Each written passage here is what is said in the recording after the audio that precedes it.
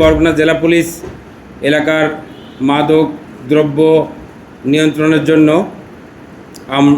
লাগাতার কাজ করে যাচ্ছে, নিরবচ্ছিন্নভাবে কাজ করে যাচ্ছে। এছাড়া সন্ত্রাসী, ডাকাতি সহ যে সমস্ত অপরাধী এলাকায় বিচরণ করে তাদের গ্রেপ্তারপূর্বক আইনের আওতায় আনবার জন্য আমরা সার্বক্ষণিকভাবে কাজ করছি। আপনারা আরও জানেন যে বিগত 19শে আগস্ট বরগুনা জেলার তালতলী থানায় এলাকায় বিএনপিরই দুটি পক্ষ সমাবেশ ডাকে, অলমোস্ট একই স্থানে একই সময়। তো এই সমাবেশকে কেন্দ্র করে উত্তেজনা বিরাজ করে এবং এক ধরনের অস্থিরতা বিরাজ করে। তো এই বিষয়টি আমরা আমলে নিই। আমরা আইনশৃঙ্খলা নিয়ন্ত্রণে রাখবার জন্য আমাদের প্রয়াস অব্যাহত রাখি।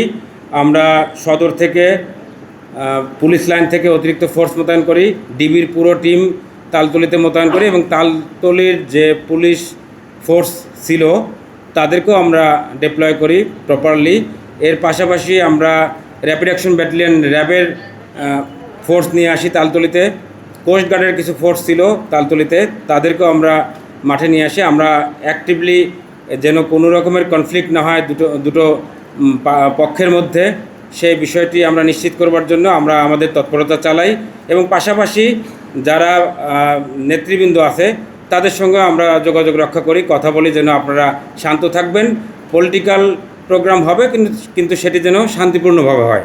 আমরা আমাদের সার্বিক তৎপরতা অব্যাহত রাখি এবং আমাদের কাছে কিছু তথ্য আসতে থাকে যে এই দুটো পক্ষের মধ্যে যে বিরোধ অথবা একটি উত্তেজনা যেটি বিরাজ করছে, এটিকে পুঁজি করে কিছু সন্ত্রাসী, কিছু তৃতীয় পক্ষের লোকজন এটির সুযোগ নিয়ে এলাকায় অস্থিরতা তৈরি করা অথবা কোনো রকমের আইনশৃঙ্খলার পরিস্থিতি বিঘ্ন করবার জন্য তারা প্রয়াস চালাচ্ছে এবং বাইরে থেকে বহিরাগত কিছু সদস্য এলাকায় প্রবেশ করেছে এবং আগ্নেয়াস্ত্রসহ দেশীয় অস্ত্র নিয়ে প্রবেশ করেছে। এই ধরনের গোয়েন্দা তথ্য আমাদের কাছে ছিল।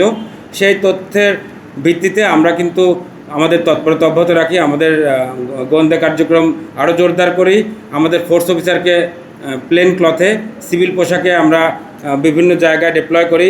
পাবলিকের সঙ্গে আমরা তাদেরকে মিশিয়ে দিয়ে আমরা তথ্য সংগ্রহ করতে থাকি যেন এই সুযোগে, অর্থাৎ সরকার দলীয় যে দুটি পক্ষ, এই পক্ষের এই যে উত্তেজনা, এই উত্তেজনাকে কেন্দ্র করে যেন কোনো ধরনের অস্থিরতা তৈরি করতে না পারে বা কোনো ধরনের মারামারি অথবা আইনশৃঙ্খলা বিঘ্ন সৃষ্টি করতে পারে, এর ধরনের কোনো পরিস্থিতি যেন কেউ ঘটাতে না পারে, সেই বিষয়টি আমরা ব্যাপকভাবে আমাদের রাখি, অবজারভেশনে রাখি এবং সেই প্রেক্ষিতে আমরা আমাদের কার্যক্রম করতে থাকি। কলাপাড়া থানার একটি ডাকাতি মামলা ছিল, সেই ডাকাতি মামলা তারা ডাকাতি করতে গিয়ে ধর্ষণও করেছে। ওই বাড়ির যে নারী যারা ছিলেন গৃহকর্মী তাকে ধর্ষণ করেছিল। এই যে আমার বাম পাশে যে গ্রেপ্তারকৃত সদস্য আছে তার মধ্যে দুইজন, একজনের নাম হচ্ছে লিমন, যার বাড়ি হচ্ছে তালতলী বরগুনা, আর আরেকজনের নাম হচ্ছে হৃদয় ওরফে কদ্দুস মোল্লা। এই দুইজন ওই মামলার আসামি, অর্থাৎ ওই যে ডাকাতি মামলা এবং ধর্ষণ মামলা যেটি কলাপাড়া থানায় রুজু হয়েছিল, ওই মামলায় যে সমস্ত আসামি গ্রেপ্তার হয়েছে তারা তাদের 164 ধারা যে স্বীকারোক্তি দিয়েছে, যে জবানবন্দি দিয়েছে, সেই জবানবন্দিতে এই দুইজনের নাম এসছে।